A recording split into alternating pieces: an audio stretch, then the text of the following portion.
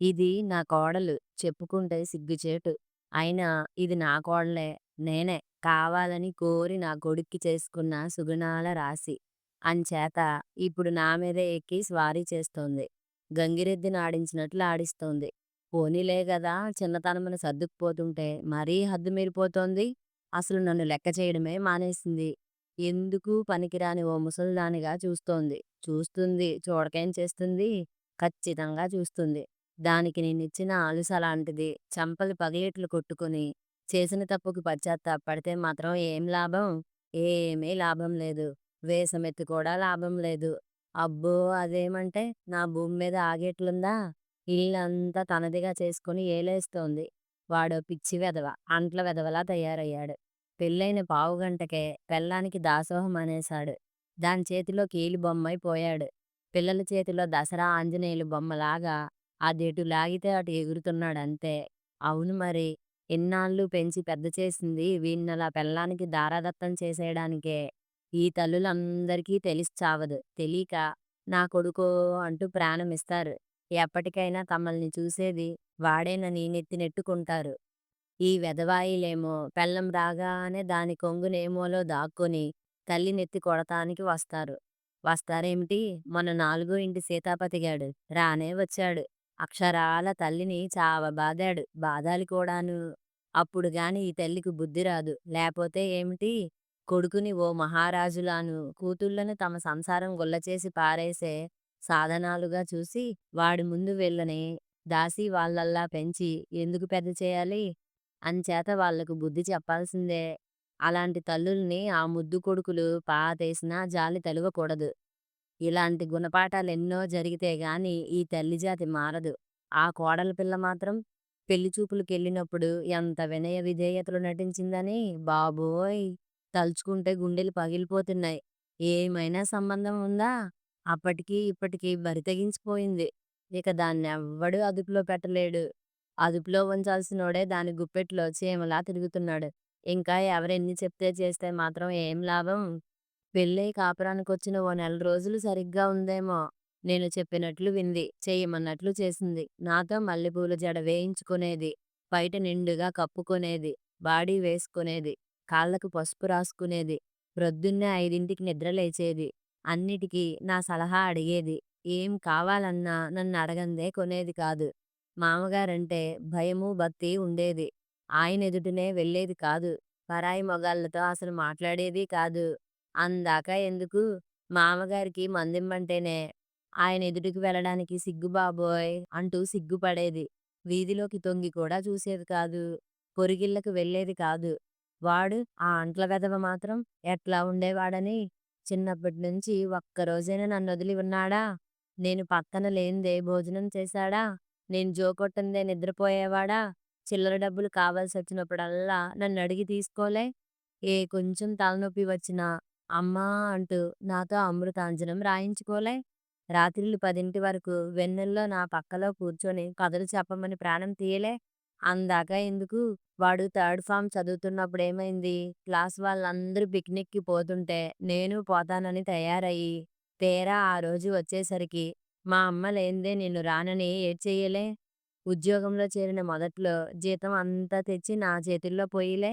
అన్నీ చేశాడు. అయినా అదొచ్చేసరికి ఊసరవెల్లిలా రంగు మార్చేశాడు. అయ్యో!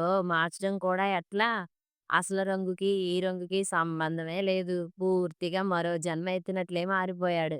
అది కాపురానికొచ్చిన మర్నాటి నుంచి ఆ గదిలో నుంచి బయటకు రావడమే మానేశాడు. నాతో ఆదివారం మాట్లాడడమే మానేశాడు. ఎప్పుడూ దానితో మాటలే. ఎప్పుడూ ఇద్దరు వికవికలు పకపకలే. నేను కాపురం చేశాను. కానీ ఏనాడూ ఇంత విరగబడిపోలేదు. అదొచ్చిన రెండో రోజునే నేను, శాంత కలిసి భోజనం చేస్తాంలే అమ్మా! ముందు మీరు తినేయండి అంటూ వడ్డించిన భోజనం చేయకుండానే గదిలోకెళ్ళిపోయాడు. రాత్రి ఎప్పటికో ఇద్దరు గంటసేపు కబుర్లాడుతూ భోజనం చేశారు. అది పక్కనుంటే భోజనం అమృతమైపోతుందా? నేనుంటే విషమైపోతుందా? కాఫీ మాత్రం ఓ రోజు ఒంట్లో బావుండక దానితో కాఫీ చేయించాను. అంతే. ఆ రోజు నుంచి "నువ్వే కాఫీ కాస్తుండు. అద్భుతంగా ఉన్నది" అంటాడా? అన్నేళ్లుగానే చేస్తున్న కాఫీ ఎందుకు పనికిరాని చూరు నీళ్ళల్లా అయిపోయినయ్యా. వాడే కాదు ఆయన నాతో ఇన్నేళ్లు కాపురం చేసిన ఆ ముసలాడు ఒళ్ళు మండిపోతుంది మరి. కూడా కొడుక్కి వంతపాట పాడుతుండే. అది చేసిన కాఫీ అద్భుతమంట. ఆ రోజు అది వండిన వంట అమోఘమంట. అది నూరిన కంది పచ్చడి సూపర్బట. ఎలా పొగిడారని నే వింటున్నానని సిగ్గు లేకుండా నోటికొచ్చినట్లు మెచ్చుకుంటున్నారు. నే కాపురానికొచ్చిన కొత్తలో ఆ నోటితోనేగా నేనో దేవతనని, నీ చేసే వంట పంచామృతమని అంది. అది మర్చిపోయారు. ఇప్పుడేమో ప్రతిదానికి కోడలు కావాలి. నిన్నగాక మొన్న వచ్చిన కోడలు బంగారం అయిపోయింది. రోజు నేను మందిస్తే అరగంట గొడవ చేసి, ఓహో రోజు తాగకుండానే ఊరుకునేవాళ్ళు. ఇప్పుడేమో కోడలు పిల్ల తీసుకెళ్ళిస్తే కిక్కురుమనకుండా మింగుతున్నారు. నెలొచ్చేసరికి పెన్షన్ అంతా పేకాటలో తగలేసి వచ్చేవాళ్ళు. దమ్మిడి అడిగినా ఇచ్చేవాళ్ళు కాదు. ఇప్పుడేమో కుక్కిన పేనులా కోడలు చేతిలో పైసలతో సహా అప్పజెప్తున్నారు. ఏం నేనంటే అంత లెక్కలేని తనమా? అదంటే భయము, భక్తేనా? వాడు అంతే. జీతం అంతా తెచ్చి దాని చేతిలో పోసి దాసోహం అంటున్నాడు. ఏ రోజు ఖర్చుకు సిగ్గు లేకుండా దాన్ని దేవురించి తీసుకెళ్లాల్సిందే గదా! అదేమంటే నేను దుబారా మనిషినట. డబ్బు వాడకట్ట అందరికీ అప్పులిచ్చి పనిచేస్తున్నానంట. నాకేమీ తెలీదట. చేతకాదట. 26 ఏళ్లు పెంచి పెద్ద చేసినందుకు ఇవి వీడు నాకు ప్రసాదించిన బిరుదులు. ఓ రోజు తలనొప్పి వచ్చిందని దాని ఒళ్ళో తలపెట్టుకు పడుకున్నాడే గాని మాట మాత్రమైనా నాతో చెప్పడంలా. అదేమో మొద్దులా తెల్లార్లు ఊరుకొని ప్రొద్దున్నే చెబుతోంది. సినిమాలకేం తక్కువ, నెలొచ్చేసరికి 2 సినిమాలకి ఊరేగుతున్నారు. సినిమాకెళ్ళాలనేసరికి అదెలా తయారవుతుందని. ఓహ్! షోకా? ఫ్యాషనా? అబ్బో! ఈరోజు సినిమాకెళ్ళాలంటే వారం రోజుల ముందు నుంచే తయారవ్వడం మొదలెడుతుంది. నీవేసే మల్లెపూల జడ ఫ్యాషన్ కాదట. 2 జడలు వదులుగా వేసుకునేది. ఆ జాకెట్టు అవ్వ సిగ్గుచేటు. నిన్ను చూసి వీపంతా చిరిగిపోయిందేమో అనుకున్నాను. అదే పైకంటే ఎలా నవ్విందని విరగబడి కాదంట ఫ్యాషన్ అంట. వెనుక సగం వీపు కనబడడం ఫ్యాషనా? చీరేమో బొడ్డు క్రింది దాకా దిగలాగి కట్టింది. అదేమిటంటే అదంతేనట. ఆ అంట్ల వెధవ కూడా అదంతే లేవే నువ్వూరుకో అంటాడేమిటో. ఇదేమైనా భోగం కొంపా? మరేమిటి ఆ భోగం వేషాలు? ఆ మాటంటే నా మీదే విరుచుకుపడ్డాడు. అవతల అది చేసే పనులు బాగానే ఉన్నాయి. నచ్చచెప్పటం పాపమైపోయింది. ఇంకోసారి దాని విషయంలో నువ్వసలు జోక్యం కల్పించుకోకు. అదేం చిన్న పాపాయి కాదు. దాని మంచి చెడ్డలు దానికి తెలుసు. అంటూ పోట్లాడినంత పని చేశాడు.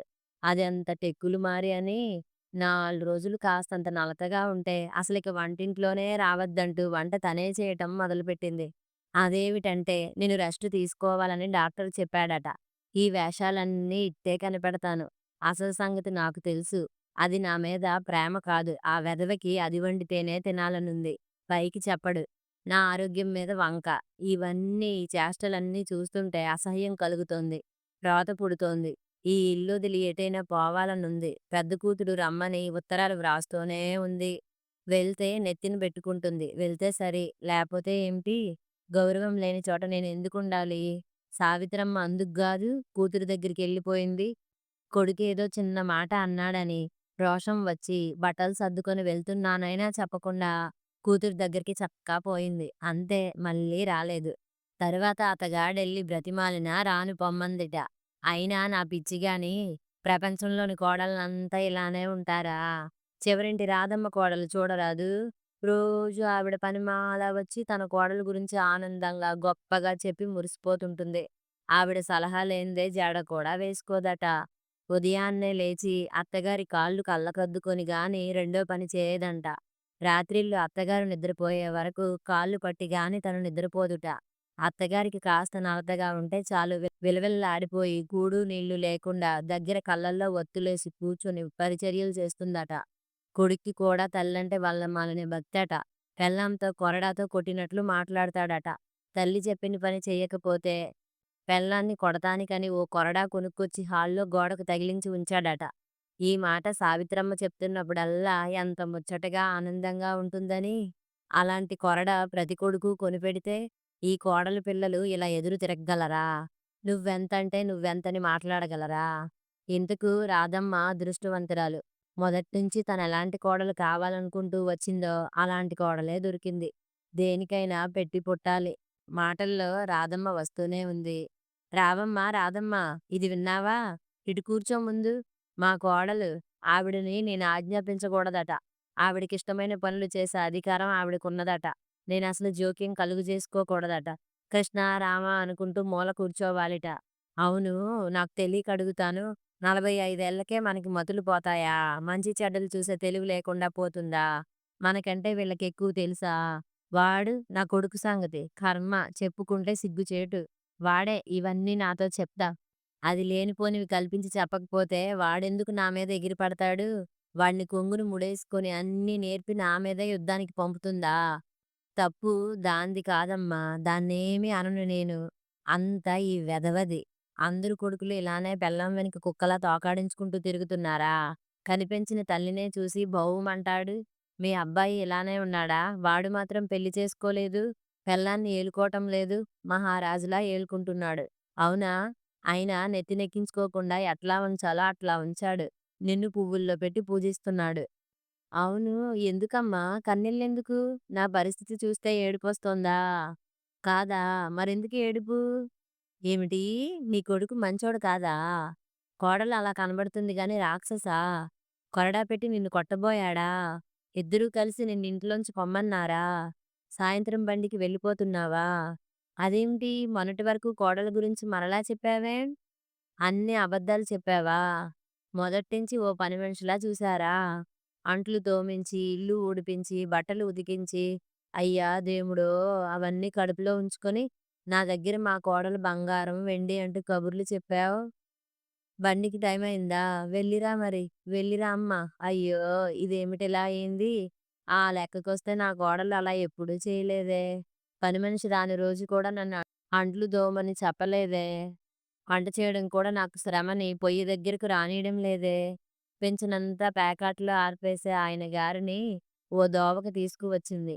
వాడు స్నేహితులకని, సినిమాలకని, సిగరెట్లకని చేసే పిచ్చి ఖర్చులు తగ్గించేసింది. మార్కెట్టుకి ఆ ఆఫీస్ ప్యూనుని పంపకుండా తనే పోయి అన్నీ తీసుకొస్తోంది. ఆయనకు, నాకు వేళకు భోజనం, మందు అన్నీ అమరుస్తోంది. చుట్టుపక్కలాళ్ళందరికీ అప్పులిస్తున్నానని నాకు డబ్బు అందకుండా చేసింది. ఇందులో దాని స్వార్థం ఏమీ లేదు. ఇలాంటి పిల్లని గురించి ఎంత నీచంగా ఆలోచించాను. ఎన్ని నిందలు వేశాను. ఆ పిల్లంటే ఎందుకింత కక్ష ఏర్పడిపోయింది? కేవలం రాధమ్మ తన కోడలు గురించి చెప్పిన అబద్ధాలు వినడం వల్ల అయ్యుంటుంది. అవును. రాధమ్మ తన కోడలు నుంచి తనకి లభించని ఆదరణ, ఆప్యాయతలను కట్టుకథల రూపంలో అనుభవించి అందరికీ ప్రచారం చేస్తుంటే, నేను నా కోడల్ని ఆ కథల్లోని కోడలతో పోల్చి చూసుకొని పిచ్చి పిచ్చి ఆలోచనలతో సతమతమవుతున్నాను. "అత్తయ్య భోజనానికి ఇంకా రాలేదేమిటి? పెందలాడే భోజనం చేసేయమని చెప్పాను గదా! ఈ వయసులో కూడా వేళకి తినకపోతే ఎలా? గట్టిగా చెప్తేనేమో నేను మీకు చెడ్డదాన్నయిపోతాను." "పిల్లా ఈ ముసలిదంటే ఎందుకే ఇంత ఆపేక్ష? నువ్వీ ఇంటి దీపానివే తల్లీ. అప్పుడప్పుడు నీ కాంతి భరించలేక ఏమేమో అనుకుంటుంటాను పాపిష్టిదాన్ని. నీ మనసు కూడా నొప్పిస్తుంటాను. నన్ను క్షమిస్తావా అమ్మా?" కథ సమాప్తం.